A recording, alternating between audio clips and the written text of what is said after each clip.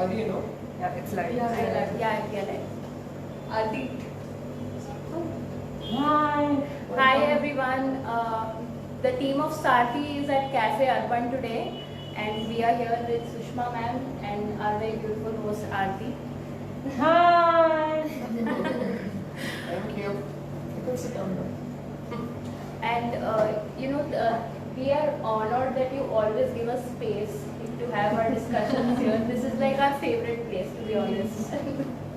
And today's topic actually is very serious and important to all of us. It is about the psychological effects that kids have after they have faced any kind of sexual abuse. So we really wanted to interact with you and wanted to learn a few things, like how can we as siblings help our brothers and sisters out. But before we start, I would like you to introduce yourself to our Sure. audience. Hi, my name is Sushma Nagarkar. I am a psychologist by profession and have a special education advanced degree. I started Yash Charitable Trust in 2014 to work with adults with intellectual and developmental disabilities. So we have, as part of our team, people with autism, Down syndrome, other intellectual disabilities and so on. The vision of Yash Charitable Trust is very simple. It is to give opportunities and the rights, honor the rights of people with intellectual and developmental disabilities to live and work in the community of their choice with dignity and with self-respect. So everything we do as far as our work goes is to provide opportunities, provide the skilling and provide the avenues to be a part of our community at large. And thank you guys, appreciate your support and please continue coming here with your siblings as well, and let's party when COVID finishes. Yes. We're waiting for COVID to finish. So I think without delaying, I'll just start with the questions. Sure. So there are times when our siblings get motivated to get engaged in sexual activities, probably by seeing movies. Now, as you see, there are shows on Netflix which are very open now. So without the knowledge, they get involved in such activities, and sometimes they face these abuses by themselves. They harm themselves because of not knowing not having the knowledge properly. So how, as a sibling and caregiver, we can teach them what is right, what is wrong, what are the rules and rules, if you can guide us. I don't know, but I'd like this to be an open discussion because, there are some things that we all need to be aware of, and very often the answers are very individualized to each situation. But what we really, really need to keep as kind of our baseline for ourselves is that most of us, when we have situations that we can't handle, we have friends we talk to. Right. We have, close relatives or a partner or somebody that we communicate that with. Now this is where our siblings are coming from, your siblings and my kid of course is coming from, is that there is that avenue to have that close, connected, intimate network of acceptance just doesn't exist. And you guys know this well, but it's important to keep this out there that this is a huge difference between what we as non-disabled we will experience, but we may not be able to, but we have a support network that we can immediately go to, whereas our siblings do not, for the difficulties that are part of their disability. So that needs a high level of compassion, and it needs a high level of empathy, of trying to understand where they're coming from. It needs dignity, it needs respect, and we have to, and I know you guys are already there, but we have to consciously cultivate these attitudes. Even not only siblings, not only parents, but even those in our extended families have to have these attitudes where we are giving them this understanding based off the awareness that there is no immediate network that they can go to if something happens. So coming from that point of understanding is then where we move forward with trying to help our siblings. So, it's individualized largely, but we have to have have this ground the ground has to be ready to have this empathetic understanding. Few of our siblings have said that so when they see like a normal, even a kissing scene on screen, then they tend to try and replicate that with their stuffed toys, or they're trying to find like where else can this be done. Yeah. So sometimes probably parents or even as siblings were like, no, you're not supposed to do that. Well, and here's where I come from very clearly, is that sex is normal, it's natural, intimacy is a part of human existence, and everybody has a right for it to have intimacy and relationships in their lives. Right. So making a difference between us and them is really not the right avenue as such, because it's such a normal part of our lives. The question is, when is it appropriate and when isn't it? And those boundaries have to be set really early on. Another piece that we often don't do a good job of setting early on is advocacy, self-advocacy, of being able to say, no, I don't like this, being able to say, stop. We have to teach our kids very, very early of what they accept and they will accept as being okay for them. And everyone has those, should have those choices. Self-determination is another thing that we advocate we should teach early on, and self-determination is about making choices. So they should have a choice to say no, and we have to teach this is when is it appropriate, what touch is appropriate, when is it not appropriate, and teach this very early on. We have to start very early, as far as possible. I think it should begin from home. Yes, absolutely. So have you guys experienced anything with your siblings? Like, I have this one thing. I mean, since I have no, I mean, coming, my sister is Down syndrome, and she's pretty friendly. She is very affectionate, and she instantly connects with anyone she meets. So that becomes kind of a problem, explaining to her that you do not have to be friendly with strangers. And that is something my parents have been trying since a really long time. Yeah. But I still don't see that, she understands it the way we're trying to explain. So how do you, because she's gone through this one time, there was this courier guy who tried to pull up her skirt, and she didn't say anything. Luckily my dad saw him, of course, and we could stop it right there. But it's still, Of course. It's a scary situation, no matter and what. I was all like, oh my god, what am I supposed to do? How am I supposed to tell my sibling that, you can't let anyone touch you? Correct. And she's so friendly, even if she'll come here, she'll just meet you and hug you, even without knowing you're not supposed to. So how do you explain to them that when to be friendly and whom to be friendly? There's a phrase that a lot of people tease me about, and that's something that I do all the time, which is look out for, because we have now 29 individuals with developmental disabilities as part of our group. Each moment is a teaching moment. So you seize that naturally occurring moment to have that conversation. And I would very consciously do it at every point in time whenever that moment arises. People tease me about it because I seize on those opportunities to teach, because that's where it's going to anchor and make the most sense, is when it's happening in a natural environment. Another tried and tested methodology is to actually preempt and if she reads and writes, you could use materials to actually do this, or photographs. There's friends, there's acquaintances, and then there's complete strangers. So who falls into which category? And actually have, physically do that with her as an exercise. I don't know how old she is, but again, start young. Learning to identify who are all these people, who can we trust, and who do we go to for help if something happens. So what are the what is allowed in the immediate family? With friends, are we allowed to shake hands? Do we hug? And a lot of this, guys, is very culturally bound. So in some families, like in our family, hugging is okay. We are huggers. You know, in other families it's not okay. So you have to identify which of these it is that in your family everyone does. Because there can't be a different set of rules for somebody with a disability and a different set of rules for other Right. people. That doesn't work and shouldn't. So you're saying it's okay for our siblings to kind of express their feelings.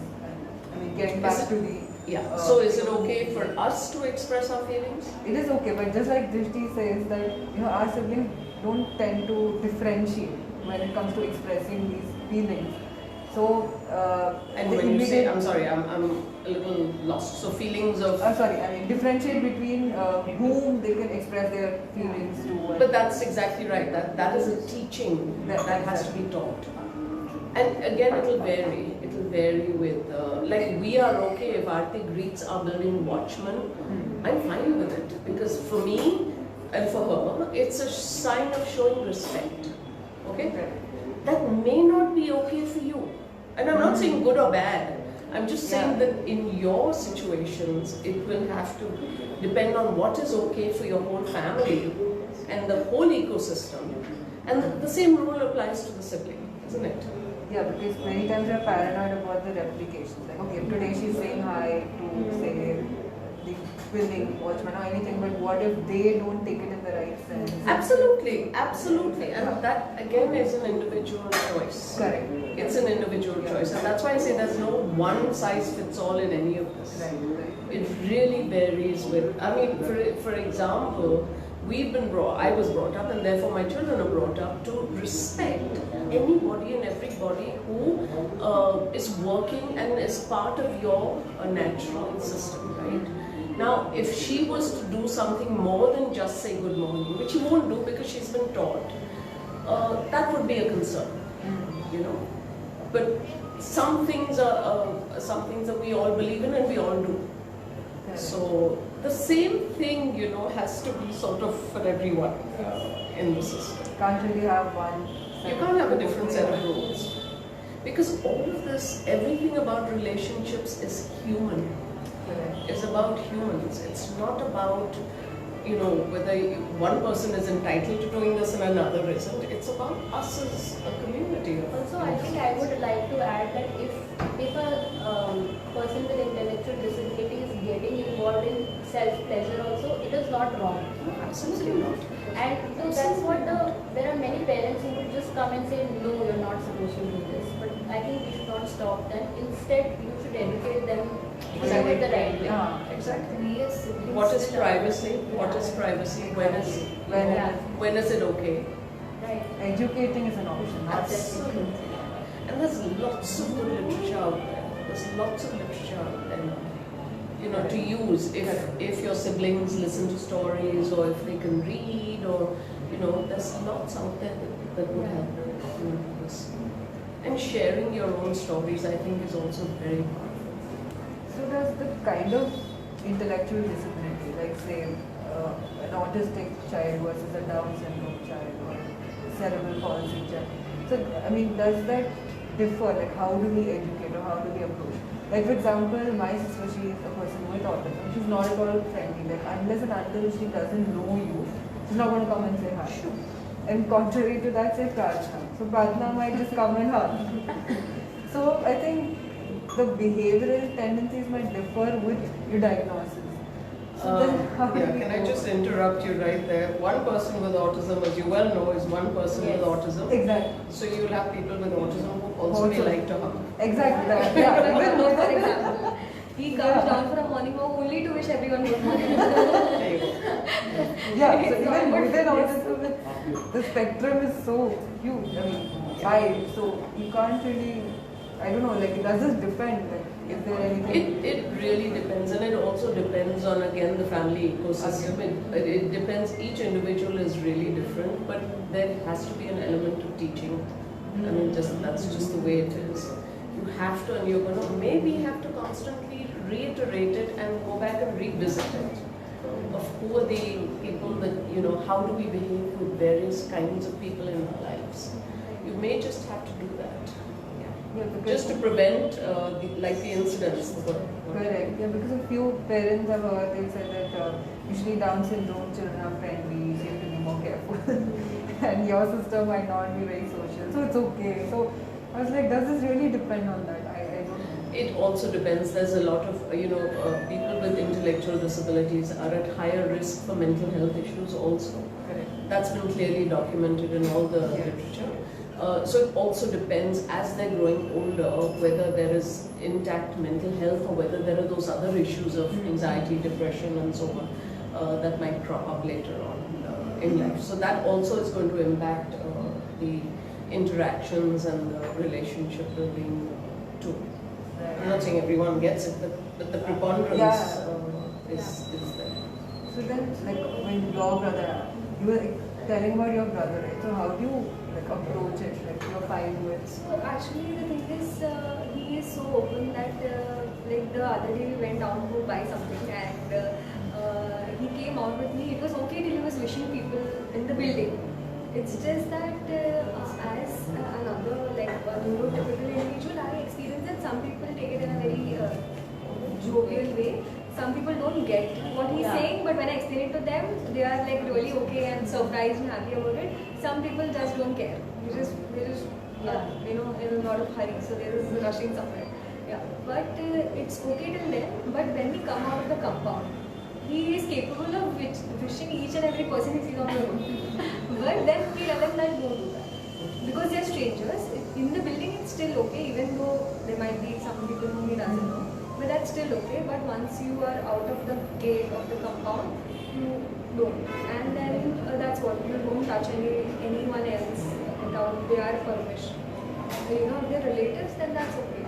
It's my uncle or cousin, sister, and that is okay. But even then he starts playing with the hair. Then he said that that's not allowed.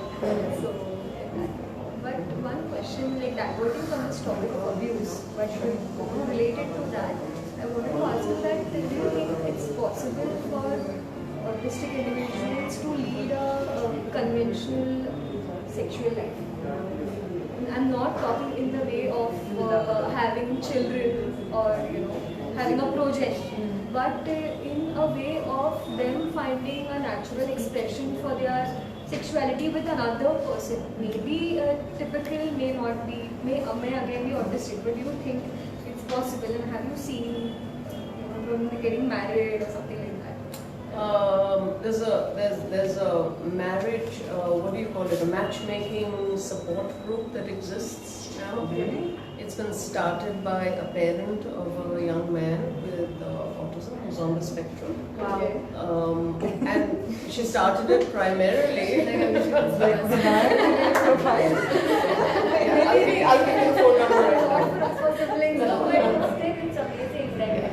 She started it primarily because of the personal concern of and it turns out that this young man has found somebody who is also, I think, on the spectrum, and they're dating. I mean, if that answers your question. I think there are cases in abroad, of course, not here, but there are cases a Down syndrome couple has had a child. Also. Yes. I think it's pretty common. I don't know if it's common in India, but I've heard of anything like that. And we also have somebody who works with us who's married and has a child. Wow. Yeah. I think in So India, to answer your question, it's again an individual thing, but it's a possibility. again, intimacy, sex, Right. relationships are human. Are human, and but in India, like we just automatically think that it just doesn't exist. You don't have to do it. One thing, I mean, for us also, even for my generation, sex education is not being given that much importance, even in schools or wherever. So we weren't also aware when I was small. We weren't also much aware about how sex is supposed to be taken individually.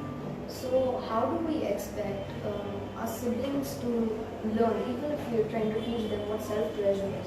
How do we expect them to learn? I don't think they have to learn it. I think it's something that is part of their experience, isn't it?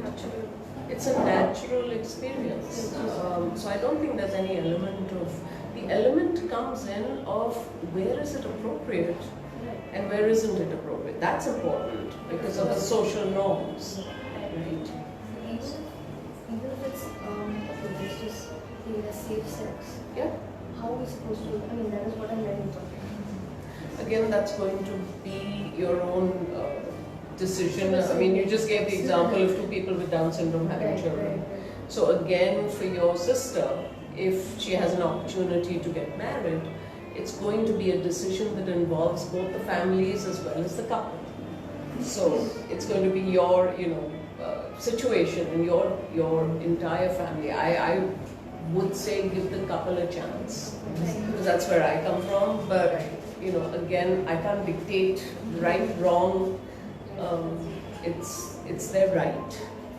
But again, these are very nuanced and complex Unless issues you actually in our culture. catch them engaging or wanting to engage in that, I don't know how to tell them. Yeah. Like, I That's can't the quite biggest question, random. like how to tell them what is this sex education. No, Like- engaging in masturbation, engaging yeah, in everything. Like, If, for example, if sometime I catch my sister expressing that she wants to, or she feels attracted to a boy she met in some party. I mean, unless I actually see that, I can't really tell her that, because if I just walk in one day in the room and tell her, Divya, this is what is safe sex. Like If she tells you, my sister comes and tells me she wants to marry me, I'm like, like my sister also, like she sees some boy or some, like, yeah, he's good, he's smart. Can you guys just hold on here? I know I'm the old person in the room. But hey, if I see a handsome young man walking, I'm going to appreciate his handsome young man. But then the thing is, we would not like think that okay, we have to educate social But I But would. do you have to educate? I don't know. I mean, if she's appreciating, if your sister's appreciating a good-looking guy walking by, heck, you'll appreciate a good-looking girl, You right? don't feel happy also that okay, Yeah. she's appreciating. Like she knows what the world is. She knows what the world is, but world doesn't know that. Absolutely, but let's give them a chance to be human and be themselves, making sure that they're safe. That's again something that I don't know. We have to make sure that they're safe. Yeah, I agree with you. But at the same time, you have to respect that they have the same. They're more alike than they are different to us. And that's what we have to remember. So having expressions of seeing a movie and watching intimate scenes on the TV or YouTube or whatever it is, it's part of who we are as humans. When my sister became like a teenager and all, so I started observing this change behavior, like I told you. She'd go to birthday parties and Sunday she'd purposely go near only one guy. I'm like, okay, there's something different. But those are like normal interactions. So I'm not like, I don't panic at that point. But what if she faces an incident and say, like how do I identify like a normal interaction versus something wrong with her? Like what if a Korean guy or any watchman or someone does something to her versus when she reacts looking at a boy? As a sibling, how can I differentiate those behaviors and how do I? Well, again, you're going to have to just set those boundaries for your family and your situation of what is. I mean, courier guys coming to the door, obviously we want to see them, but maybe we want to put a grill or something just to ensure safety. So knowing that, what those big boundaries of safety are, and then if she wants to explore a relationship, you have to sort of be okay with giving her a little bit of rope, if you will, because again, that's part of human relationships. But explaining and talking, if she's verbal, then having those conversations is really Actually, so the next question we had was about this verbal, non-verbal. So if a child faces sexual abuse, so most of the time some of them are non-verbal. And even if they are verbal, they will not be very well, able to express what happened to them. So in such scenario, how do we interpret what is going on inside them? I think you're going to have to really either get with a professional or try and just give them avenues to communicate that work the best for them, because you really want to find out what it is. And God forbid anyone faces this, but yes, it's real and it happens. But the main thing is whatever facilitates their communication is what you're going to have to use to try and get to what the situation actually is. So whether it's, if it's non-verbal, if it's photographs, pictures, drawings, you know, anything like that that would help. And it's again very individualized, so there's no one rule, but facilitating that and being okay. The first thing is that your sister, your brothers have to trust to be able to talk. So this may take some time. In fact, a lot of time in some cases. So we have to wait and wait, but let them know I love you no matter what. And whichever way we express it as a community, I don't think we are very sort of, I don't know how, I mean, as I said, Aarti and I are huggers, so there's a lot of physical, you know, so whatever way, you have to let them know that this is going to be okay. That's, you know, you're safe now. And then give them avenues to try whatever that avenue. If they're verbal, then verbally, but if not, then whichever other way, using PECs, using, you know, any kind of assistive technology that you may already have or maybe using already. But So actually yesterday there was a session, and this is just one example short, and we came to know that one of the special educators, she was telling that there was this girl who got pregnant, and in 5 months nobody even came to her. That's our major concern, you know, even if they've been through this, they don't even know about it, and then, you know, then there might be something going on inside them, but they are not telling us. So how do you know, how can we as caregivers try to figure these things out? It's impossible, I know, but yeah, I think the best thing you could do is envisage the scenarios or envisage the lifestyle that your family has adopted, and envisage what could possibly be a situation that you need to be aware of, or try and put those supports in place. And definitely a support for being able to say no. That has to happen. Whichever way, I mean, whichever way. So teaching that is 100% critical. And the other one is then finding, you know, what are those situations that we have to be very aware of and cognizant of. And that then, you know, making sure you have additional support for those. I don't know that, you know, there's again any one answer, because it will fit each individual family situation. You have to be preventive, absolutely, rather than reactive. Yeah. But so if this month we had a sibling from California who came on Sarthi platform to share her experience of how her sister was sexually abused at her daycare center, and they never got to know this until they went for a medical checkup, and they thought it's some UTI or something else, and only later on they understood that she was actually abused. So we don't realize at all. So even a daycare center, we might be feeling that it's a very secure environment. You know the staff, you know everybody. But you don't know who is even capable of doing such an act. She had told us that she was diagnosed with a sexually transmitted disease, and they were in shock that she's never even kissed anyone. How is it possible?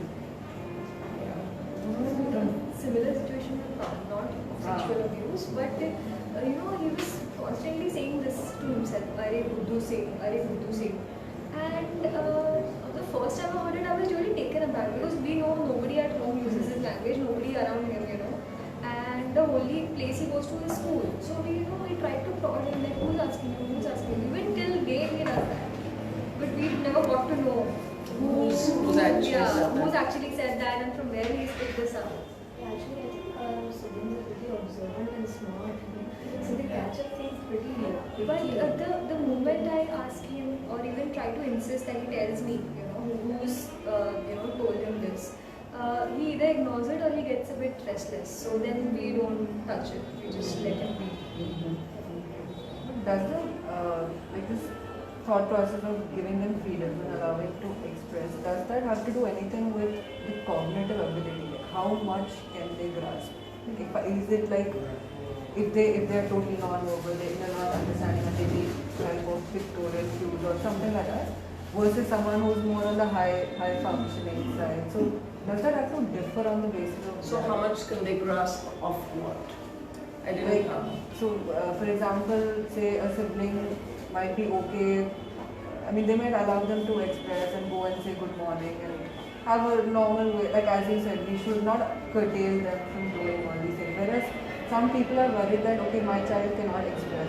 They cannot even like they're non-verbal, and they might not even communicate what's happening with them. So let me not allow them to interact with anyone other than just family. So some people tend to differentiate on the basis of the cognitive ability and the understanding of how much communication they have, how much their child is able to communicate, etc. So should it be like that, or should we really not do that? Well, the emotional connect is not really cognitive in nature, right?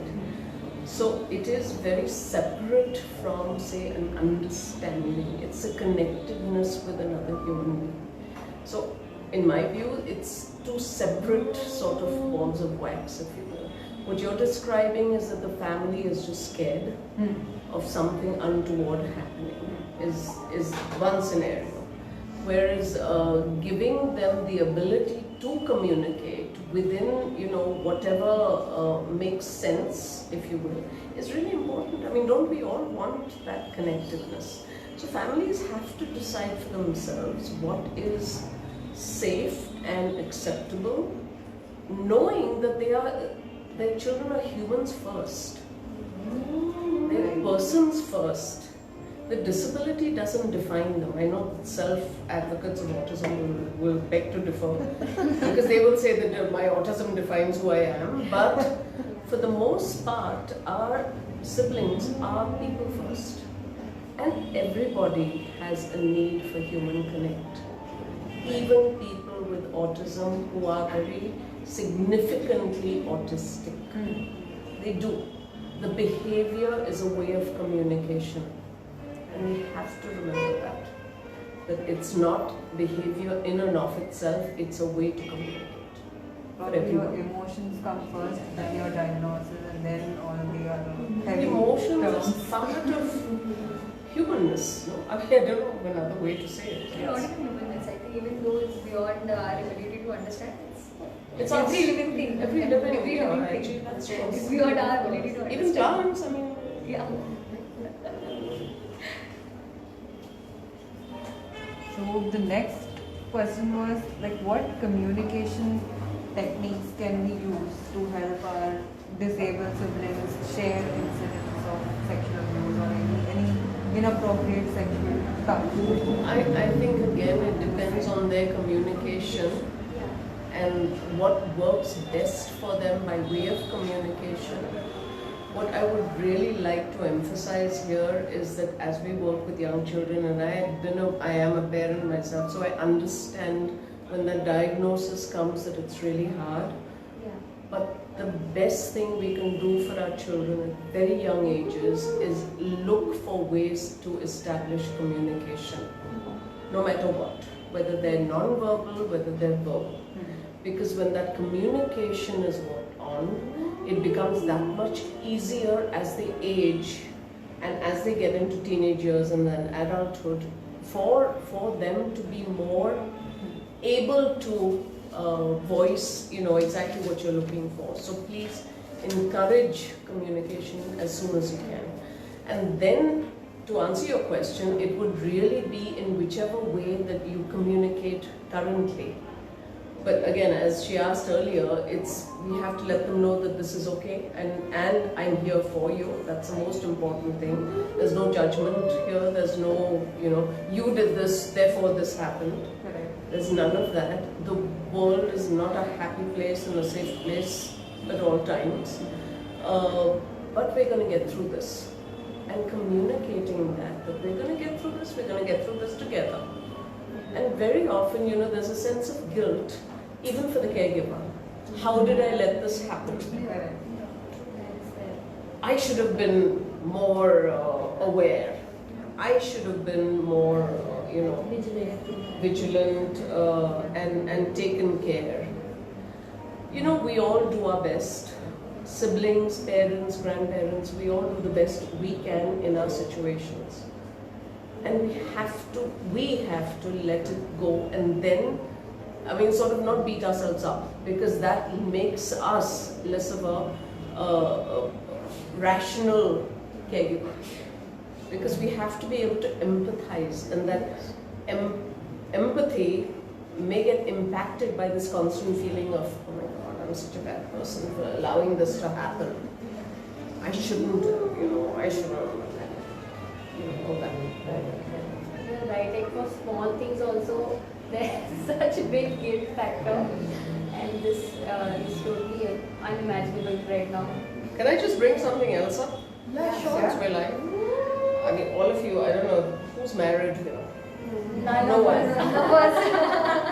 So I hope, and again, I've seen this happen, but I hope you guys are dating and having fun and doing what regular people do. She's shaking her head, all of you, because that is part of your life.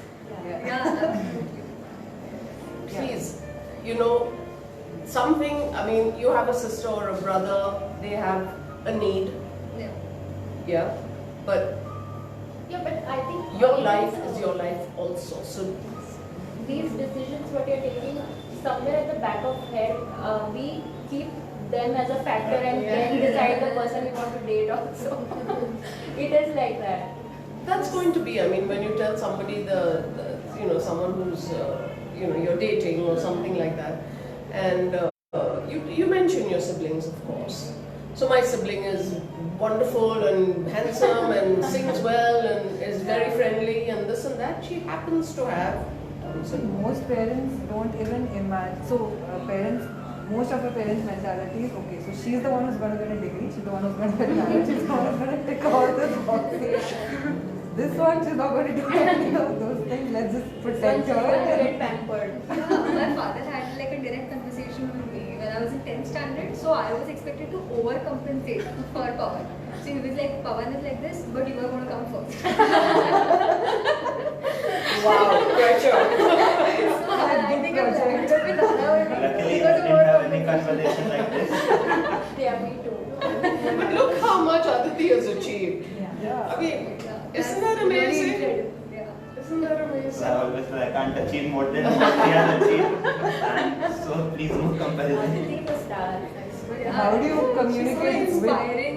And I'll tell you, all of our 29 folks can do that. Every single person can do that. Just But how do you tell Aditi? Like, obviously she meets so many people at the cafe. That was the main problem initially. Like my mom and my father let her go out, let her.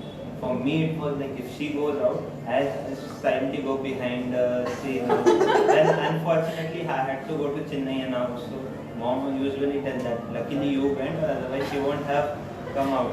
Because for me, like we were talking about guilt, like and I think she was 7-8 years before when she used to go for school and all. She used to cross the road, and she used to take her bus and go. So I usually go behind her and see my parents were like, we know what we are saying. So Never That's knew one. So that was always a concern. Like now I'm not here. Like so what to do? And like she told, like which I have observed that Down syndrome are very friendly. But after coming out, she has little, but she have learned that whom to say hi. so good. And her business must be giving her that also in the natural situation. Which In the like what I natural observed, setting. like when she started going out. Initially she was like hi, hello, hi everyone. But then she got to understand whom to say hi, whom to hug, whom to. So she's learned that along Yeah. the way. Very Natural important. marketing skills. Again, probably going back to what you said, like probably exposure and giving them that space. Use the natural environment as a teaching mode. Protected exposure. Really use it. It can be done. It should be done. Yeah, It's because naturalistic intervention. you asked us about our dating lives and all. That's when I remember that I actually don't do let her do anything. Like whenever she goes to a party, I'm paranoid. I'm like, who's she looking at? Now Miss Pratna is pretty free. She goes wherever she wants, she does whatever she wants. But you know, Priyanka, I also have an elder sister, and my younger brother has autism. So my elder sister has these tendencies. She denies me. So Like categorized. I think elder siblings have. I do that to my brother. It's like an inbuilt thing to be overprotective about your younger sibling. I mean, when we were talking about our dating stuff, I remember when I was young, I used to I think you need to talk a little louder. I don't Sorry. know if I can hear you or not. But No, yeah. I was saying when I was young, I used to think, that जो भी प्रार्थना को पसंद करेगा, प्रार्थना के साथ अच्छा, जेन होएगा, I'll date that guy.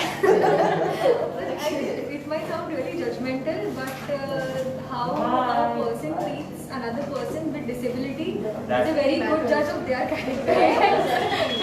Actually, we have a very good filter, so that You know, do. people in our lives are going to be Yeah, that can be used to even though it's Another question, sorry. Yeah. Little louder. I'll just get the water. It's right behind you somewhere. Thank you. So regarding the communication, as we discussed, now Pratna has become smart now with time, really smart. So now what happens is she knows certain reactions of parents and mind force.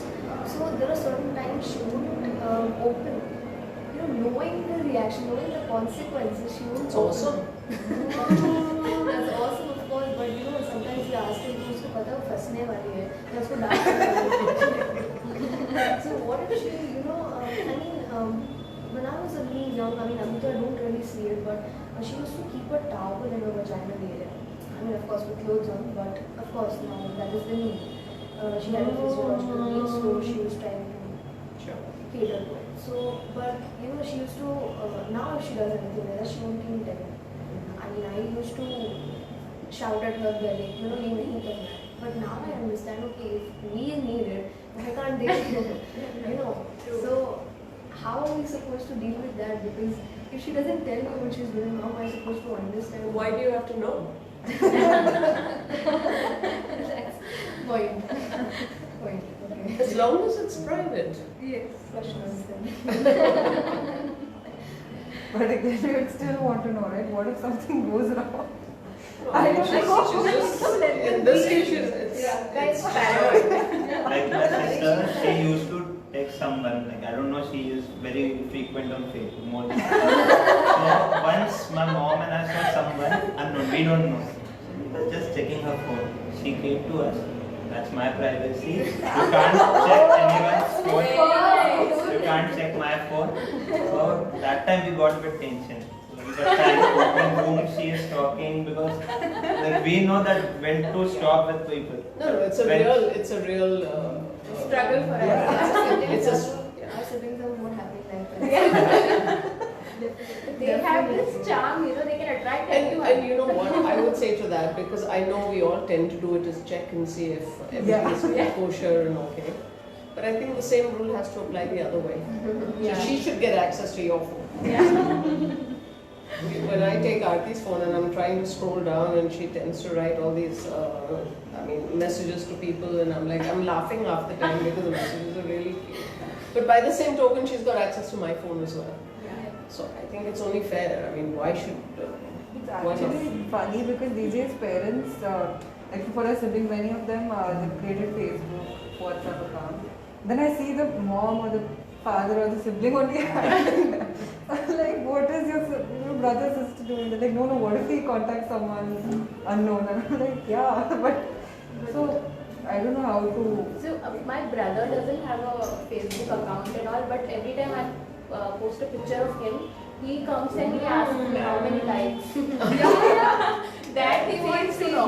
Okay, it's a cover. He wants to know what all of his favorite people have commented. Yeah. Like, what did Kiranata comment? What did Satya comment? What did my sister comment on this? Yeah. That is so much like the rest of us. Yeah. It's very cute to see that enthusiasm, Didi also, when you YouTube some posts, she always say, okay, these many comments, this comment, God, I got this comment. Somehow there we get some bad comment, and she like, why, who wrote it? Should I comment her back, him or back? Probably, but the emotional aspects which we feel is scared of the very same aspect in us. Heartbreak is also human. Yeah. I don't know. I mean, I don't know what to say. It's as I said, that we're more similar than we are different.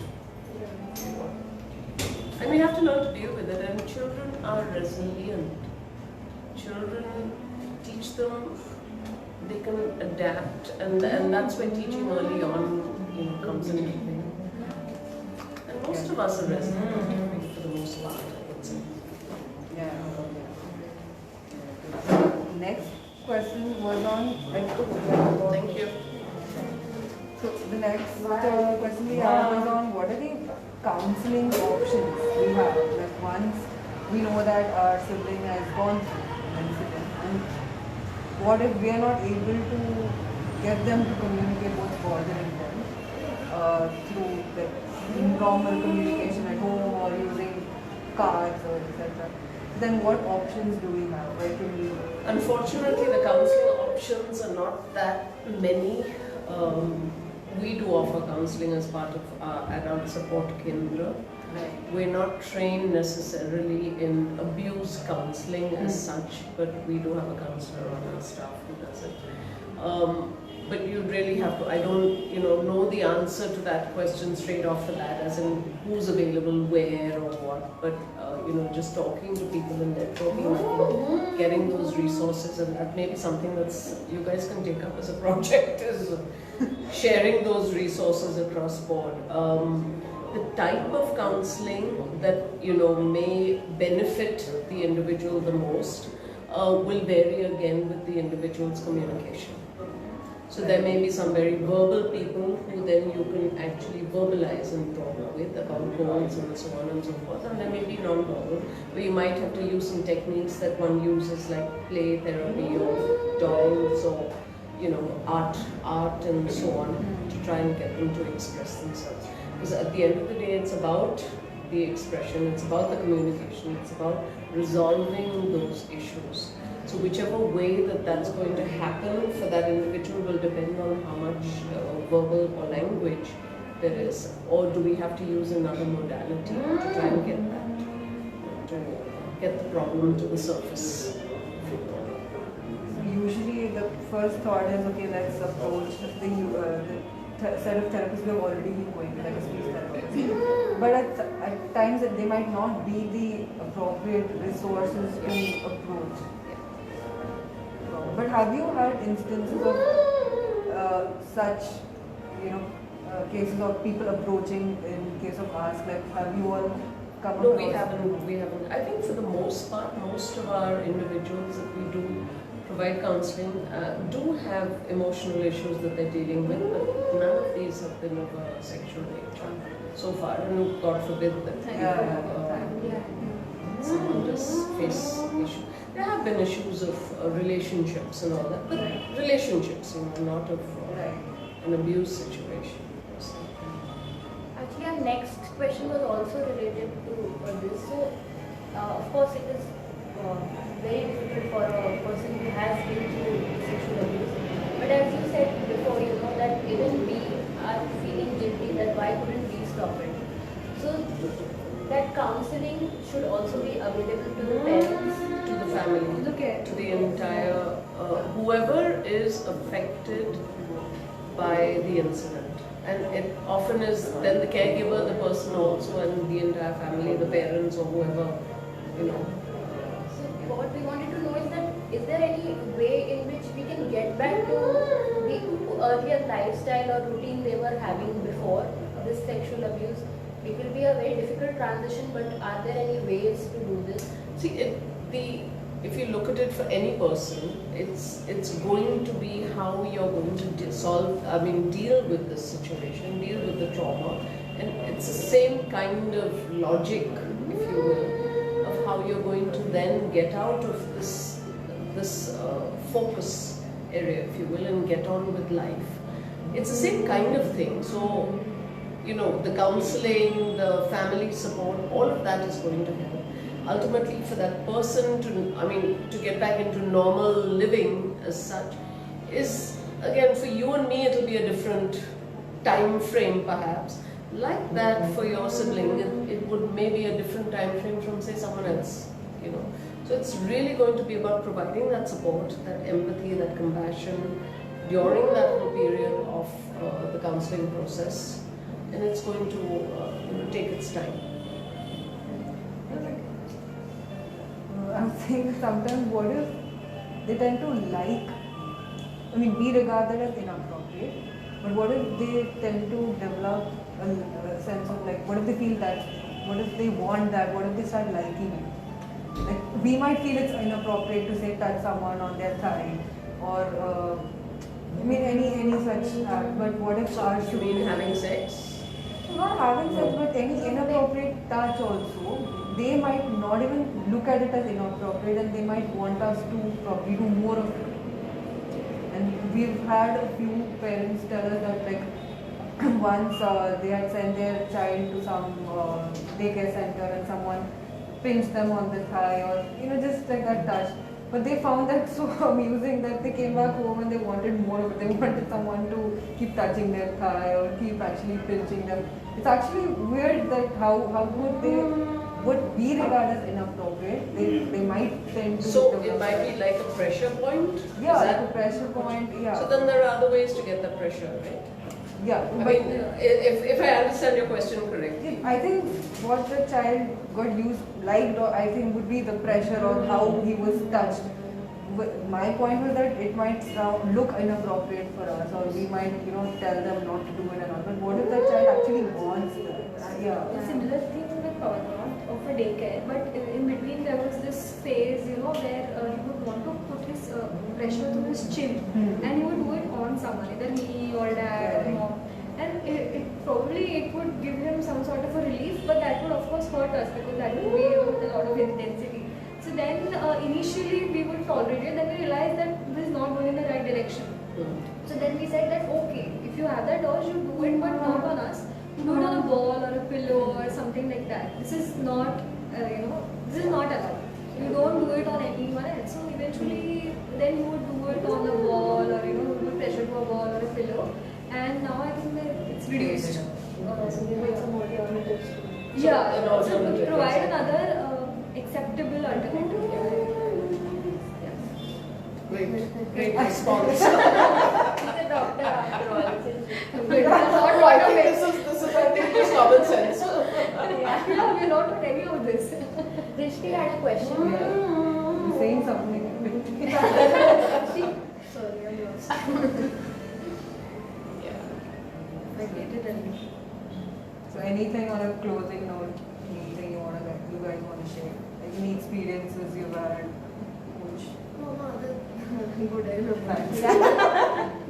No, it was just the guilt part I was saying. You know, I mean, even for siblings, it's a hard time because as we've also discussed many times that you know, siblings, everybody has somebody to talk to, but siblings are rarely understood by others. You know, even we are friends, but they don't relate with us because they don't have special skills. So, is there something? Because I had this moment. So what happened with that incident that happened with Radha? I felt guilty because I was unwell and I was, you know, in this thing. I didn't want to get down. I don't want to get out of bed. And my mom was resilient to. Yeah, I mean, she didn't want to go down, get down. We just had to send the parcel to the neighbor.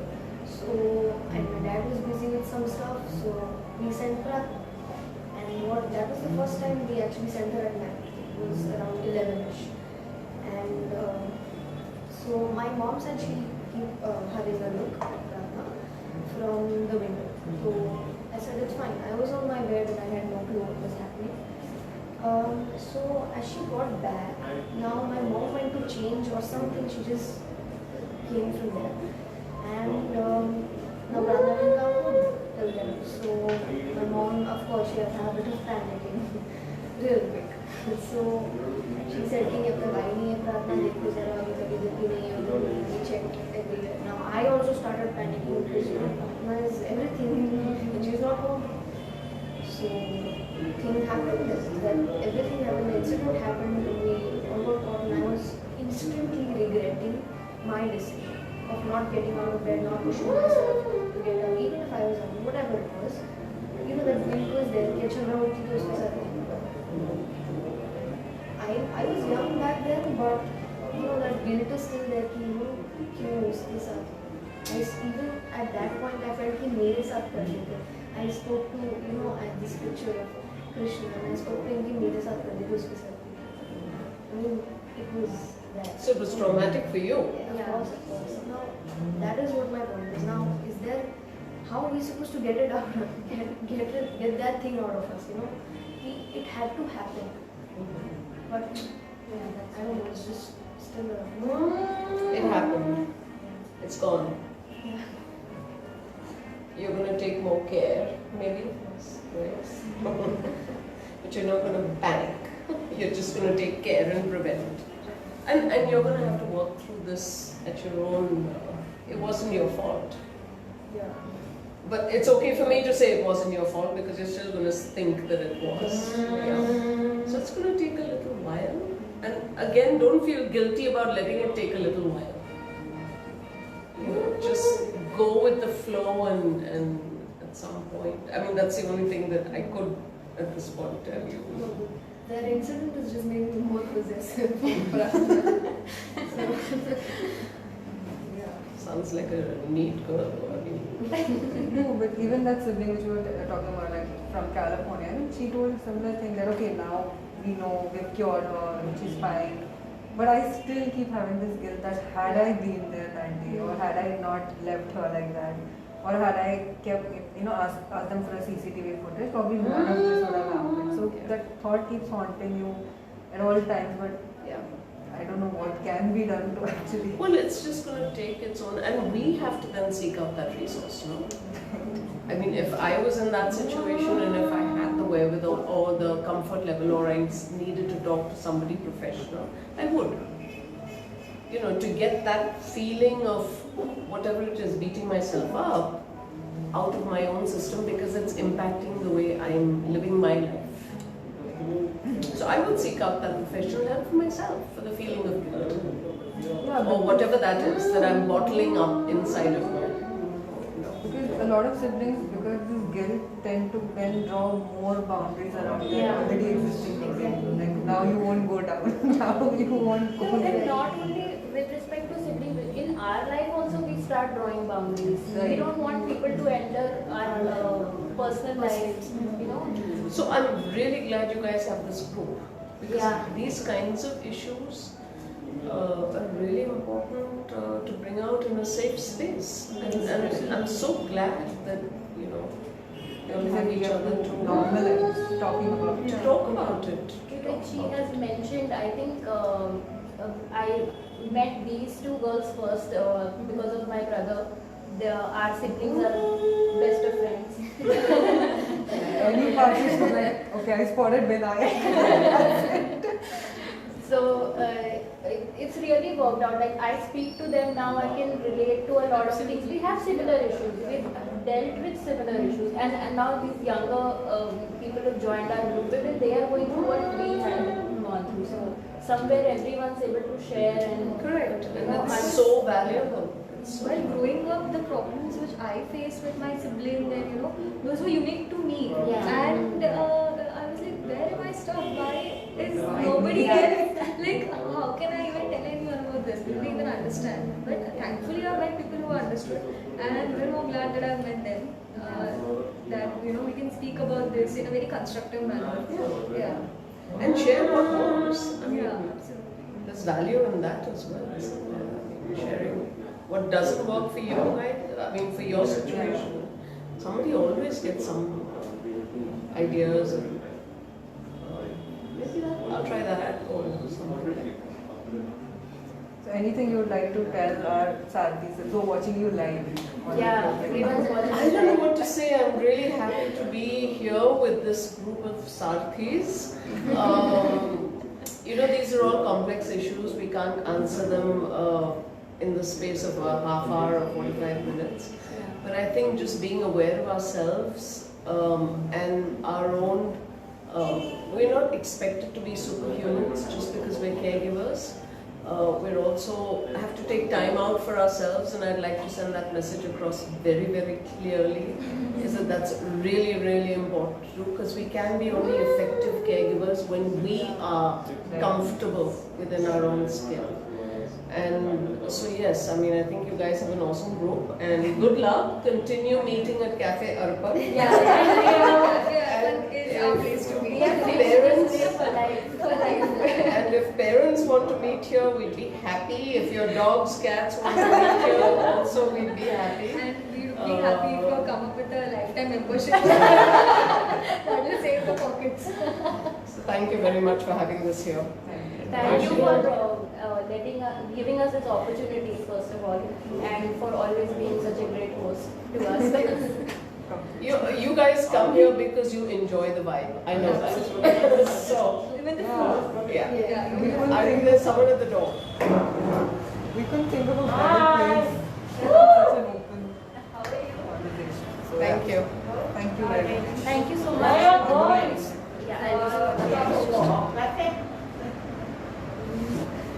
have no clue how this works.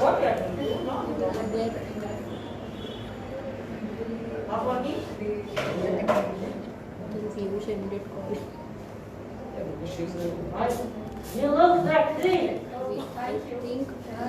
Continue. I hope that went into your Oh, life. no, no, no. She just